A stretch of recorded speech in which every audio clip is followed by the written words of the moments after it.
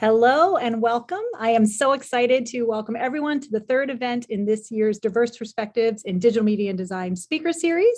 To paraphrase James Baldwin, nothing can be changed until it is faced. And this is certainly true of the inequities that have historically shaped the entertainment industry, both on screen and behind the scenes.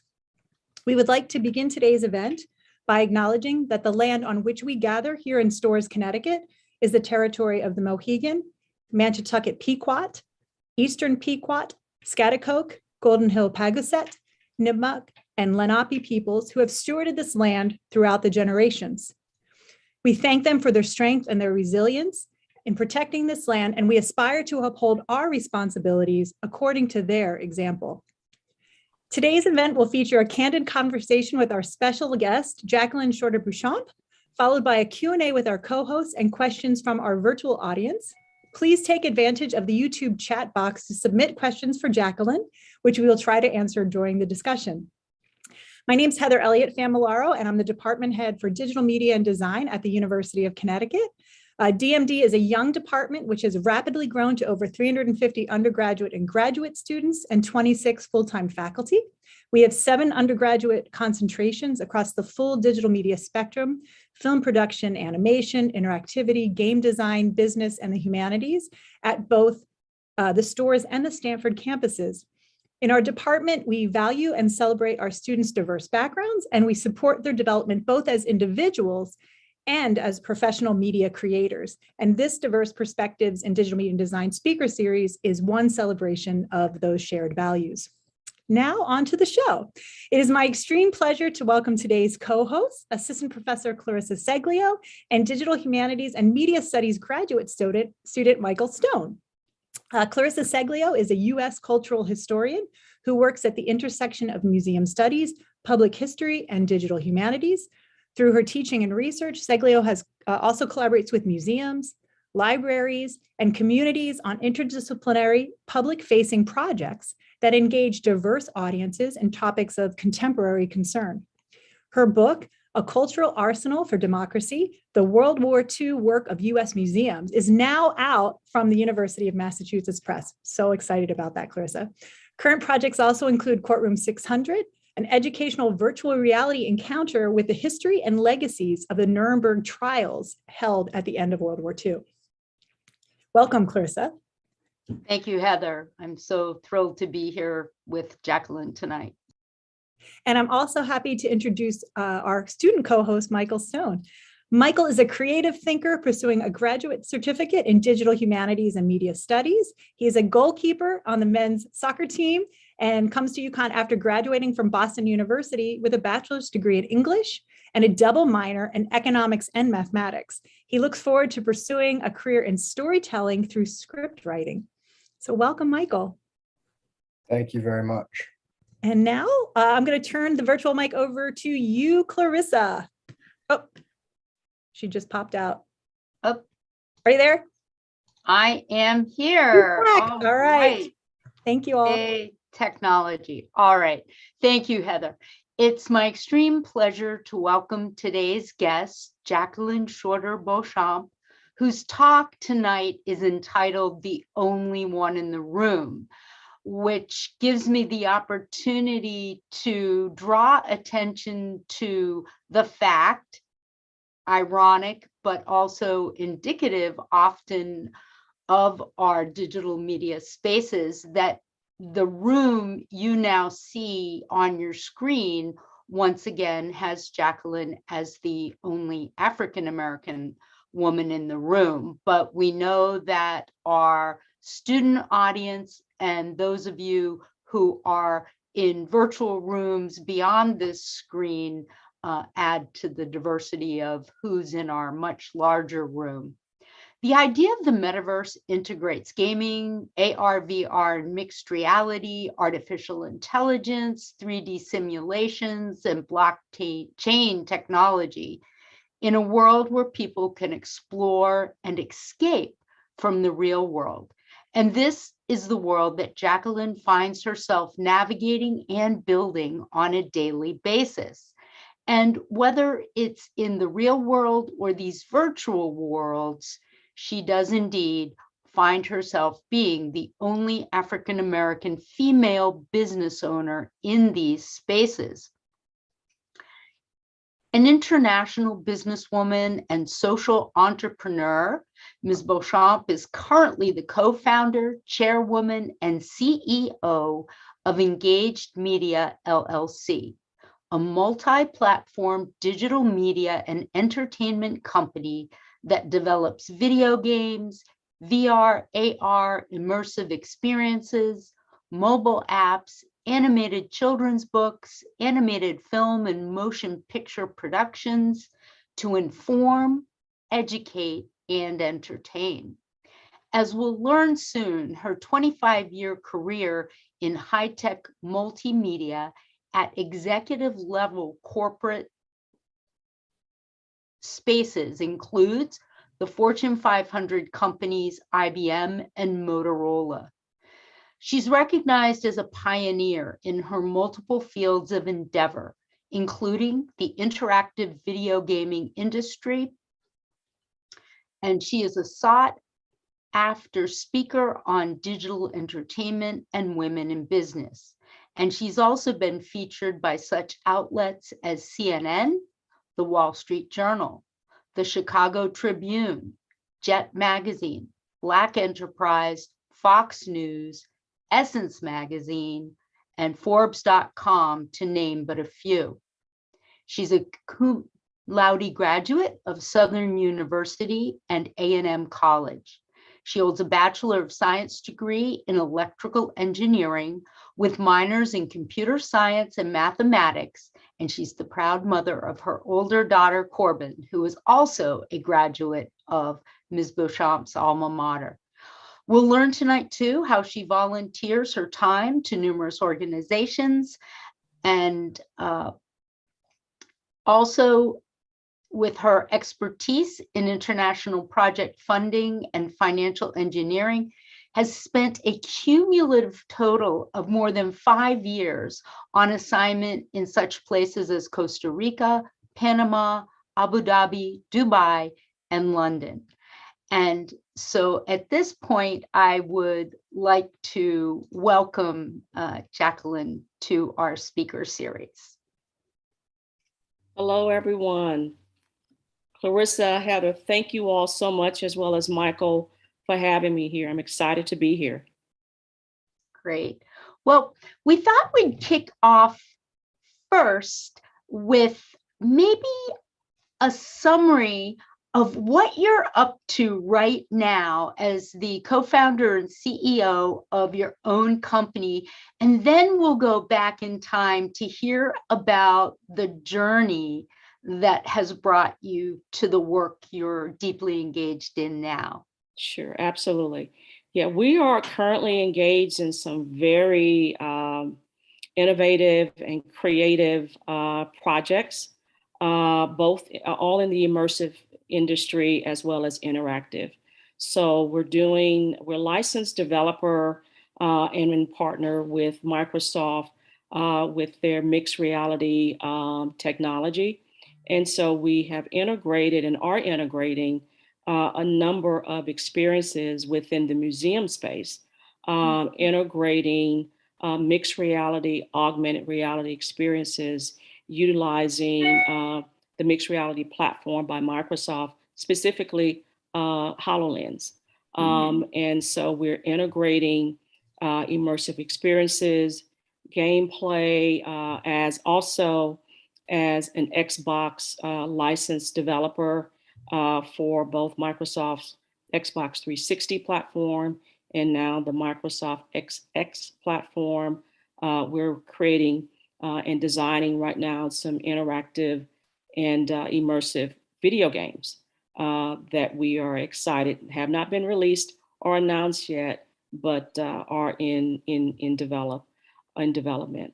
We currently service, as a part of our professional services arm, the music industry, the museum industry, the education space, as well as the entertainment space, in providing very diverse immersive experiences. And we do that through storytelling. We take clients' stories and we weave them into the technology that we're going to utilize that basically brings out their stories and make it lively. And so those projects we are elated about. We're working with some large organizations and some educational institutions, and we're just excited about seeing those projects come to life. So if we want to stay tuned as announcements come out in the future, we should go to the website, which I know was shared with our YouTube live visitors. Absolutely. Michael, why don't I turn it over to you for our next question? Sure. So first question that some of me and my classmates had developed was, did you yourself play video games, or was there another reason that you were drawn to this side of the entertainment industry? It's a combination of both. The answer is yes. I did play video games as a young girl, and actually still have one of my favorite games on my phone. I will not date myself. But the answer is yeah. But I always had a passion for multimedia and animation, and I kept playing and found myself falling in love with it. When I graduated from college, is not where I started. I did not start in gaming and animation. I started my career as a computer designer. But what I've learned through life and your career path is that when there's a passion that's inside of you, it usually never goes away. And for some, they don't follow that passion, but for me, it drove me, and so that drove my career and a lot of my career choices as well. Jacqueline, Yes. now that you're at that stage in your career where you are a mentor to so many, I'd like to invite you to reflect. Maybe it's even before you embarked on your computer engineering career in college, but who were some of the mentors that helped you have the confidence to channel your passion and to know that, yes, you can pursue that, especially in a field that is has not been female friendly, Right. and has few African Americans, at least in your origins story. Sure. My mentoring and mentorship started at home. Both my parents were in education, and so my father was a coach.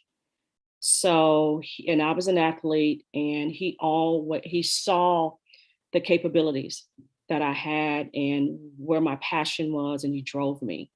But he also informed me, the areas that I was going to go in, what I had a drive for and a passion for. He told me it wasn't going to be easy. And he told me that I was going to have to be 5 times better, and what he would do, he would always, both he and my mother, as I continued to grow and evolve, they would always bring in others who were in some of those areas or fields or anything that could give me some level of motivation to continue to aspire to become what was inside of me. And so they consistently brought other mentors in. They never stopped teaching. My father, gosh, he taught for almost 50 years. And I think that aspect of making sure that I had access to information. Today kids have access to information 24/7. Well, that was not the case for me as I was growing up. And then by the time I got to college, there were also other mentors. One One of my mentors was Dr. Beverly Wade, who was such an inspiration to me. And the thread that you consistently saw through from my parents to when I got to college was the fact that you can accomplish anything if you see yourself there. And so I always saw myself as a corporate executive. I always saw myself as owning my own media company. That doesn't mean that I was not going to go through some difficulties and some challenges along the way, but it was very important for the aspects of when those difficulties came about. I always went back to, and I would always hear those little small voices that was my mother or my father or Dr. Beverly Wade saying, you can become and you can do these things and you will overcome. You make sure you're prepared, you're skilled, and you go in and knock the door down. And that's what I did throughout my entire career. Perhaps you can tell us, we know that IBM, Motorola, founding your first company, Energized, and now your current company, Engaged Media, where you have been in the executive suite. But how about those first doors you knocked on coming out of college? And as you mentioned, some of those difficult experiences that you had to work through to get to that place you envisioned. Yeah, it's one of my business partners and associates and colleagues right now. He uses this tagline. It's called the good stuff, right? And so I'm going to talk about the good stuff, the things that you don't see on the resume, the difficulties, the challenges, the hard things that happen. When I first started my career in a technology field, where it's male dominated, Caucasian dominated, and not often, you don't see African American women in this field at all. And so one of the first things that I did was, prove that I was competent, that I was capable, and I applied, submitted for a patent. And within 3 years of my employment at IBM, I actually got a patent that was done, and I still stand on that today when it's stated that we don't have Black inventors, and I always raise my hand and said that's not true. We do have Black inventors, and I am one of those. And so it's the challenge of letting people see you for more than what they can see on the outside. And especially with my name, when I would travel all over the world, there were times where individuals, they would hear my name, they would hear my voice, but they did not know that I was African American. And because Jacqueline Beauchamp is French, right? And so just the name itself, and walking into rooms and seeing oh my gosh, I didn't know she was African American. And so my position in all of that is, ladies, and I'm also going to speak directly to African American female, is no matter what door you want to walk through, know that you can. Just make sure that you're competent, you're prepared, you're skilled. Is the playing field fair? No, it isn't. But just realize that it isn't. And your job is to keep pushing it down and making it better for the next generation to come through. Was I told that, man, you'll never be able to make it in the industry? They're not gonna take you serious. How in the heck? And I'm giving you guys the G-rated version. You're gonna let them see you differently. And the way that they saw me differently is I was confident, I was prepared, I was capable. And guess what? I never went away. I stayed the course. I stayed with it. I was very driven. I was very motivated, and I never stopped. And it's those things that sticks with me right now in life, that I live by. When things happen to you that may or may not have been your doing, you end up, a lot of times for me, find myself very limited in who I could call for advice in that have had the same shared experiences.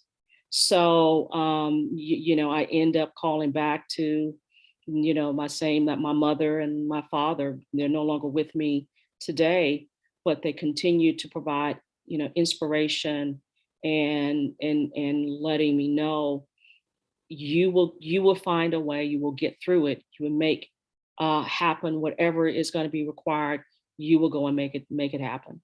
And I did that and still do that today.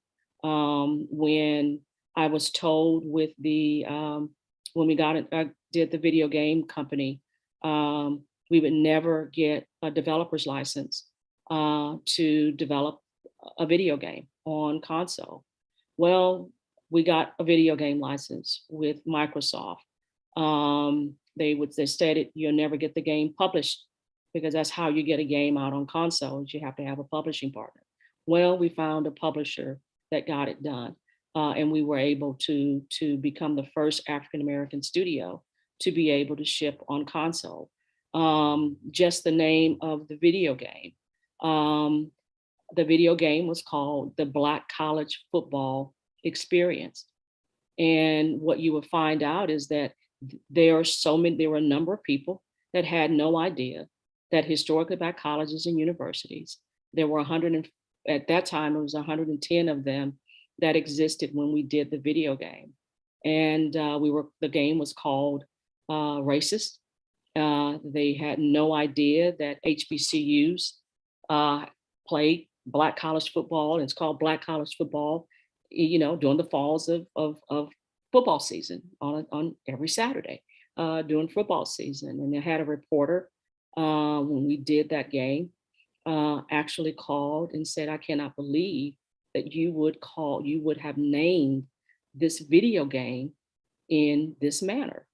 And I didn't get upset. That was my opportunity to educate.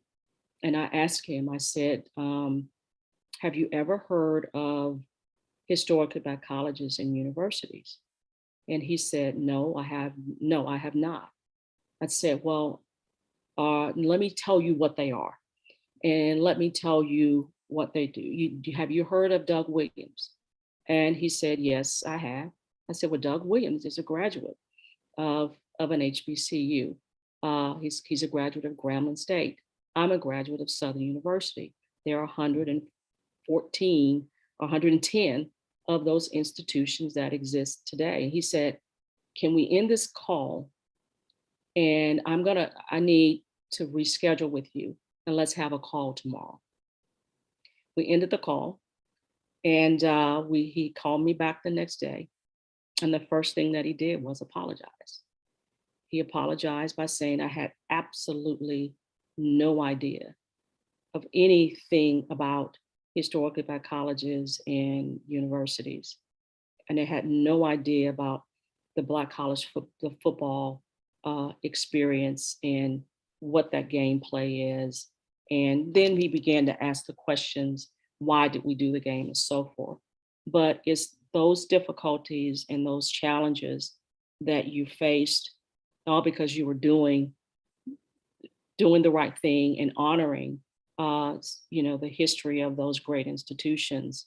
But so many people, and there were a number, he was not the only one, that put us in that level of position that we found ourselves having to work our way through. That's some really good and powerful insight. Um, in addition to the Black college football experience, what are some other projects in your career that you see as most pivotal to getting it to where it is today? Are you referring to getting the game or just throughout my career?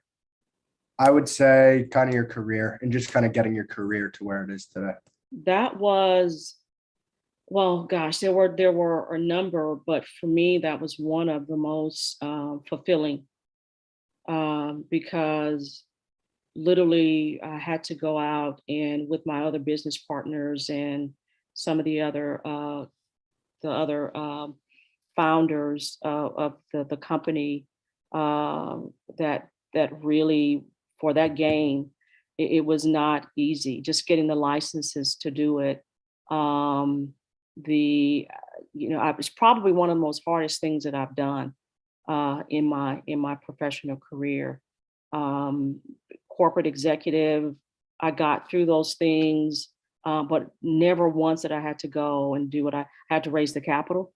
You had to do the design, you had to build the team. And get through all of those things when people said what you could not do.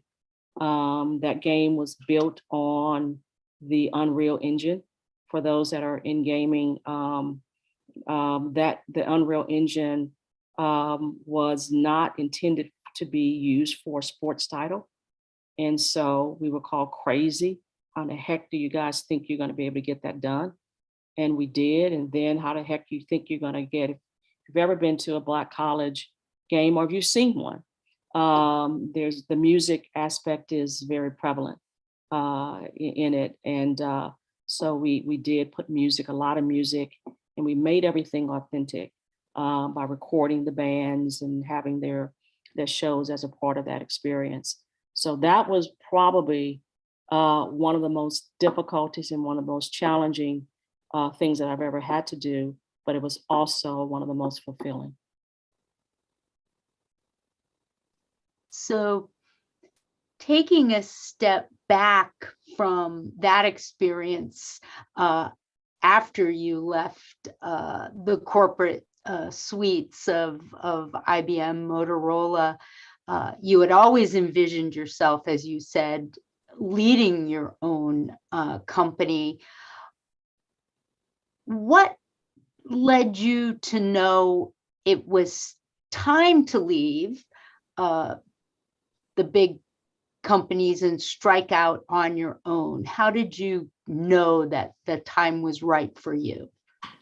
I was at Motorola at the time. I'd had 10 years of experience with IBM and then about 8.5, 9 years of experience with Motorola. And the market was starting to change.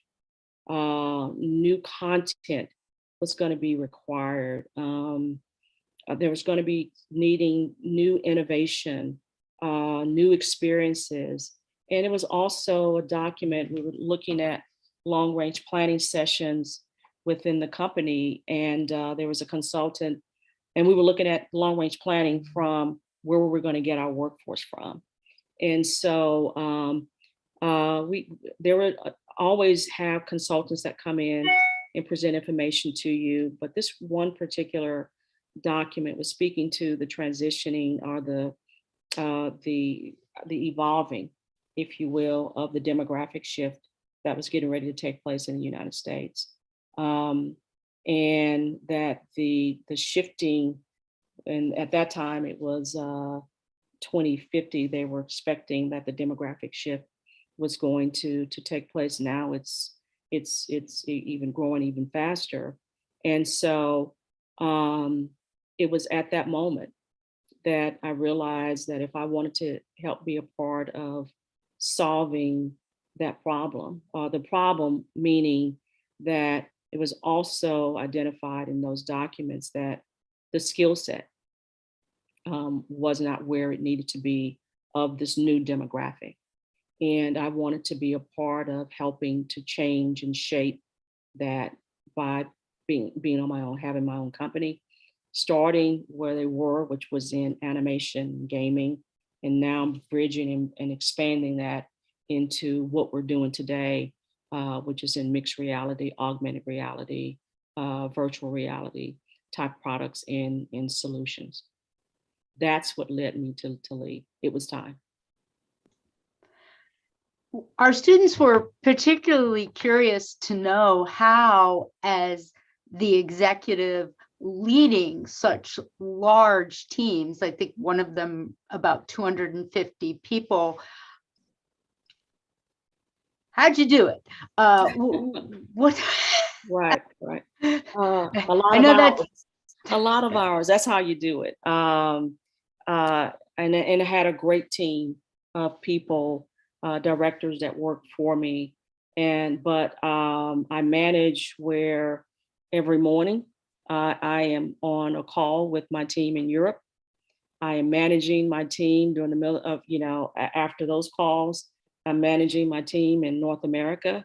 And then in the afternoons, I'm managing my team in Asia. So it's just, it becomes a part of the mental aspect of managing it all and having great people that work for you, having great processes, great structure, and managing schedules and projects and revenue and clients and customers. It became making sure that your infrastructure was there and I had a great, as I stated once before, and I'm going to say it again, but I had a great group of people that worked for me, and we managed effectively. So, but is it a lot of work? Absolutely. Absolutely. And this, because you're not just managing domestically, you're managing internationally.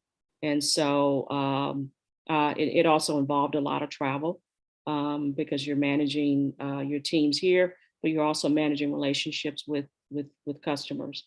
But yeah, it was called time management and how you effectively utilize your management capabilities, putting the right processes in place, and processes, no matter how small or large your organization, those are the things that you're going to have in order for things to work smoothly. Without them, it's chaotic. Thank you. Taking a bit of a more broader look at things, we just kind of talked about your executive leadership experience, but I wanted to look back to more the industry as a whole and ask, in a field with a lot of creators, how do you establish your presence? How we established our presence was we found voids. We saw gaps. We saw holes, and we began to fill them. And then you basically say, this is what we're going to do. This is how we add value. This is where we differentiate ourselves. And you go in and you do it. Without, I have never been one to be like everyone else, because I'm not. And I would also state to you all, never try to be something and someone that you're not. Find where you add value, what you're good at. And I'll say even what you're great at, what you're passionate about, and then fulfill that. For me, the things that I do today in bringing diverse experiences and content into play, utilizing technology that tells those stories, it's a passion of mine. It's also a passion of mine is making sure that you're always having conversations, Michael, with students like you, and making sure that I'm constantly giving back, and also working with other students and other universities, and just constantly trying to pull everybody up, because my belief is when we all are up, we all win. We're a much better society in doing so. But find out where you add value, what you're great at, what that passion is that drives you, and go do it. Just feel it. and not try to be something and someone that you're not. That provides a nice segue to a question that came in from our viewing audience. Alden Earwood was curious about when you're cultivating and working hard at building a skill, maybe even spending months Sure. or longer on that skill, but then you maybe reach that point that you realize you're not great at it, or you're competent, but you're not seeing the kind of leveling up that will allow you to excel. Is that a failure? How have you grappled with maybe those moments in your career Sure. when you realize, okay, effort isn't gonna push me harder? Yeah. I wouldn't call them failure if you course correct on it, right? If you think that you're going to start something and it's always going to be perfect, we're all fooling ourselves. That it just never happens that way. And you will find out there are going to be some things that, and especially as a leader and as an executive, you're going to find out that there are some things you're going to be great at, and there are some things that you're not going to be so great at. What I ended up doing, and especially in a leadership, and then I go back as an individual, right, was I made sure that I built teams that were around me that fill some of the gaps. And I won't say the gaps, but the areas that I know, hey, look, I may not be strong in this, so I've got to make sure that we bring on a person that is skilled in doing, whether it's finance, marketing, what have you. You bring on some great people that can help make the team solid. As an individual, right, you're going to find out, you know what, maybe I'm not so good at this, but I'm great at doing this. You're going to find out where you're great at and what you're good at. And you're going to find your way, and you're going to navigate your way through it. But they're going to be, no. And so you asked me the question, Clarissa, do I believe that that's a failure? No, that's life.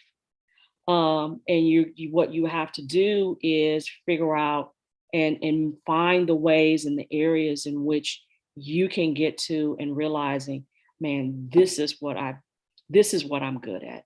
And when you get to that sweet spot, you will absolutely know. And it's just like with me as an entrepreneur, and what I'm doing, I love it. And people ask me all the time, how in the heck do you get all of this stuff done? And how do you work? And I said, because it's not work for me. It's a passion of life. And I have to learn how to do that balancing thing, right? But I am passionate about what I do. I work hard at what I do, and I love it. So I work within my field of passion, and that drives me every day. And that's the sweet spot for me. And I think for others, when you get to points and you realize this didn't work out, you have to figure out, okay, what was the learning from that? And don't view those things as failures, but view those things as the progression of life until you get to the point of realizing this is who I am and what I'm great at. And then go live in it. Because I believe if we're all living in what we're great at and in our passion, man, there's nothing that can stop us from accomplishing anything. And I believe the world will be a much better place. That's So I hope that answers the question. no, it does. It's a tough one to just come back in and ask another question, because that was a really good answer. Okay. But I'll say, is there anything that you wish you knew about corporate leadership art before you went into the industry? Yes, I wish I knew more about finance. It is not something that is taught in school. But what corporate America, they end up putting a lot of financial people around you. But yeah, if I had known a little bit more about financing and in engineering, I'm sorry, we take a lot of math courses, but we don't take any financial courses. That if I knew that I was going to go into business, that would have been one area that I would have taken just some general accounting and understood more on the financial side of things. But I was always a great communicator. I was always a great building teams. I was always great at managing projects and schedules and customer relations. But that was probably the one area that I wish I had known a little bit more about. And trust me, you learn a lot as an entrepreneur and doing it yourself. You learn quite a bit along the way. I have another question from an audience member. Dylan Washington says, as a young Black male in the game design major, thank you for being a trailblazer and seeing your company and your plan through to this point. You are where I want to be someday. My question is, what is the impact of the cutting edge technology such as augmented virtual reality on your company? And what do you think the future holds for these relatively new gaming disciplines? Great question. Very good question. What I will state is, and can say is, I am glad that I started the company, Energized Entertainment, by doing video games, because at the core experience of and capabilities of what's needed for augmented and mixed reality is a gaming background, because it's the same pipeline. It's the same development pipeline and flow that you have to go through. It's just a different platform that you're deving on. I can recall when I first started working on a project and working closely with the Microsoft team on a project that we were doing together, and they just stated, "Man, it's great having the conversation with you guys because you're gamers, right? And you understand the game pipeline flow, and that's exactly what's required. What makes it easier, I won't say it's required, but it makes it a lot easier in providing, from a mixed reality standpoint, understanding the game pipeline flow and dev pipeline flow is extremely easy within the mixed reality and virtual reality world. I see adding into their, into how augmented and mixed reality is going to evolve, and taking those capabilities from the gaming world, the convergence that's taking place, and I call it's the crossroads. It's the integration and the discipline of all of those things. And as an aspiring game designer, you have so many different outlets of storytelling experiences that you can weave throughout all of those various different convergence elements. You know, you can add gamification into an immersive experience that an augmented experience like none other. And as a designer, you can just think of the possibilities of so many different things, and you're not confined or limited by one particular platform. You can now have a blend of all of that on one platform with various forms of experiences. So as a designer, man, think big, think innovative, think creatively, think out the box. I mean, that's what I was always an out of the box thinker. I was always, well, what about this? Or can we do this? And, you know, there will be a lot of times when people say, no way, that you cannot make that happen. And I said, oh, great. Now we're going to go and do some hard stuff. And it's those things that will drive you, especially as a designer, is doing the tough stuff, don't do the easy stuff. The easy stuff, I always say, anybody can do the easy stuff, but it's the innovative stuff, the hard stuff, that's where the creativity and the innovation comes from. And that's where I love to live. I love living in the space where it's hard. And maybe it's because of my career as an African American female in this. I knew it was going to be hard, but I always just love accomplishing the things that everybody said you could not do. And as a designer, go there. That's what I would say to you, go there.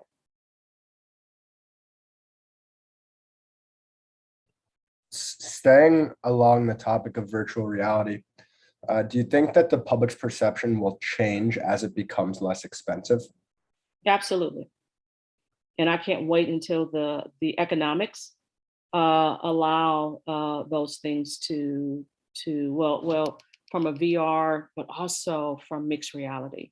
When those cost points and those price points come down to where it's more commercially available in usage, it's gonna be so cool of what the possibilities will be designed and developed, and experiences and how it all evolves. So once the price points are there, yeah, absolutely, you're going to see some cool stuff and some great just experiences. We have some questions. Again, I'm so happy that our online audience is chiming in to engage with you. Keep it coming. These two questions are related. So Nandita has asked, how do you navigate a field that's oftentimes hostile to people? And how do you know what to avoid, right? You want to be bold, you want to be in these spaces. How do you navigate hostile spaces, and how do you know what to avoid? Good question. I'll answer that in two parts. Hostile, expect it, but don't let it get to you. You cannot conform to what others think and say of you. If you do, you'll never get to where you're aspiring to go. If I had allowed the hostility or the comments or the statements that one would made towards me, I wouldn't be sitting here today. You wouldn't be asking me about these questions. But you can't focus on them. You have to focus on what it is you're seeking to accomplish and achieve. And yeah, is it going to require some thick skin? Yeah. Is it fair? No. But I've also learned that, come to expect it. I don't like that, but it's a part of the landscape and one in which we operate and live in. And you just got to work and navigate your way through it. But you cannot allow it to get to you. I have people that I call today when I have those moments of hostility and where difficulties come about, and I have people that I can vent at or vent with, if you will, that helps me get through. Let that emotion comes out, and then okay, now I got to stay focused because I've got so much that I have to accomplish. And what, Clarissa, if you could tell me what's the second part of your question again? What was the second part? Yes, I think you've covered it. Nandita had asked that question, and Cameron Slocum had asked similar questions about how to assert your belonging in spaces where you're made to feel that you don't belong. And both wanted to know, is there a point, or how do you know you've reached a point that you need to leave, right? That you need to move on? Yeah, there are going to be times where you do have to move on. But let me go back and just state, do not ever let somebody tell you where your place in life is.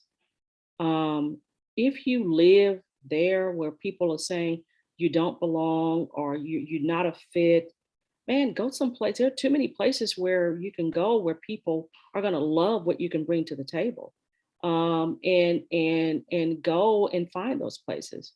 But don't ever allow any. At least I don't. Let me just state, I just don't allow for the room to be where I may be the only one there, but man, I'm there because I have a seat at the table. But not only do I have a seat at the table, I have a voice. And when you're there, utilize your voice and utilize your expertise to the point where they have to listen to you. They do begin to listen to you. I never try to find myself in places where if people don't want you there, go find some place where you can add value someplace else.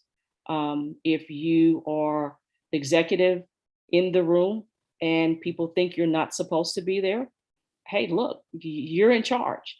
You can control what takes place there and what you get rid of as well. So you never allow yourself to get to a point. And I had to learn that. I literally had to learn that everywhere I go and every door that I'm walking through, I am supposed to be here. And if it's the other person that thinks that you're not, then guess what? That's on them. I'm going to tell you what I'm here to do, and we're going to work to get it done. And so just never, don't let somebody else's belief become yours. And it is not your issue. It's their issue. Great. We have time for, I think, maybe a couple more questions. Michael? Sure. In regards to the board positions you hold, did you naturally fall into these leadership positions, or was it something that you really had to work at? Natural. It was naturally falling into them. And once again, it's where you can add value. Your voice meant something for you to be there at the table. And it's no longer good enough to where you got a seat there. You got to have a voice there that can drive effective change and move the needle forward, make things a lot better or a little bit better for the next people to come through. So it's important to be there at those on those boards, but more importantly, it's important for your voice to be there and to affect change. If not, you're just holding a position of with no relevance. If I can't make effective change and add value, then I don't participate. So it's really where I can add value.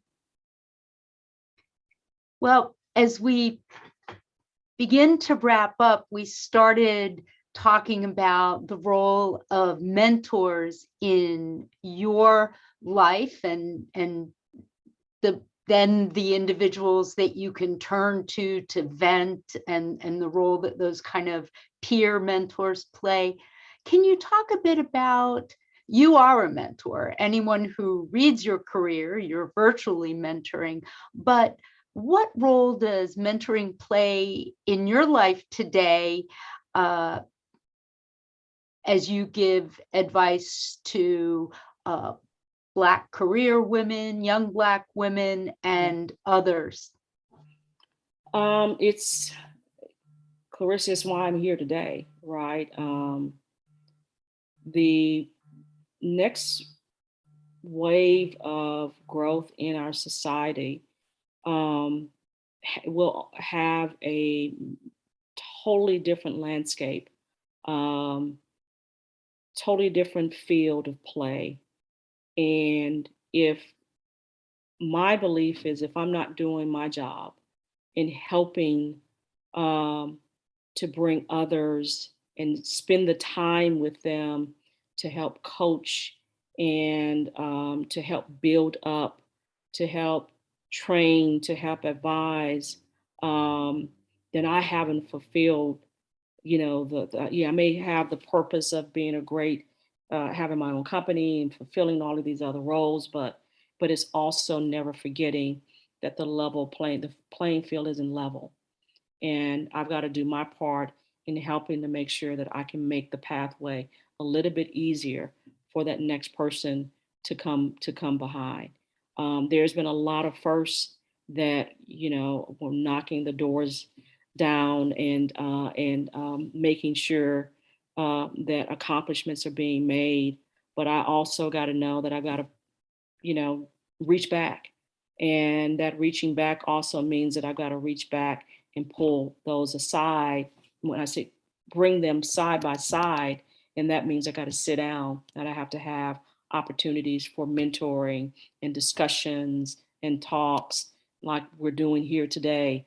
And I do that, and I make myself available for especially African American females that are trying to navigate their careers in this field.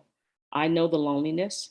I experience it every day, but it does not mean that you cannot. And I want for a more diverse and equitable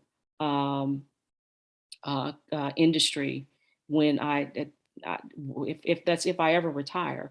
I want a more equitable and diverse community of industry developers, creators, and business owners.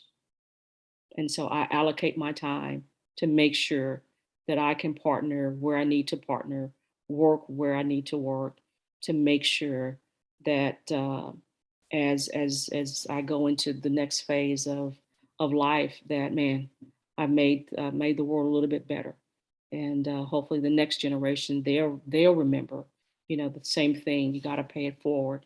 We got to make it. We've got to make ourselves available because we've got to make it better. We'll end with one final question from our viewing audience. And Chadane Williams asks, what would you say to someone chasing their passion, but starting to feel moments of self-doubt or feeling lost on the path towards their future?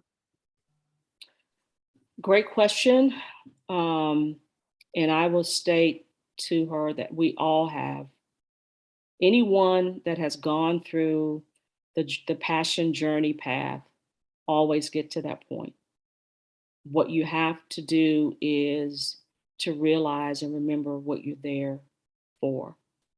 And you have to take a step back. You have to reflect. You have to, I spend a lot of quiet time in those quiet moments with things that motivate me, that gives me inspiration to continue to move forward.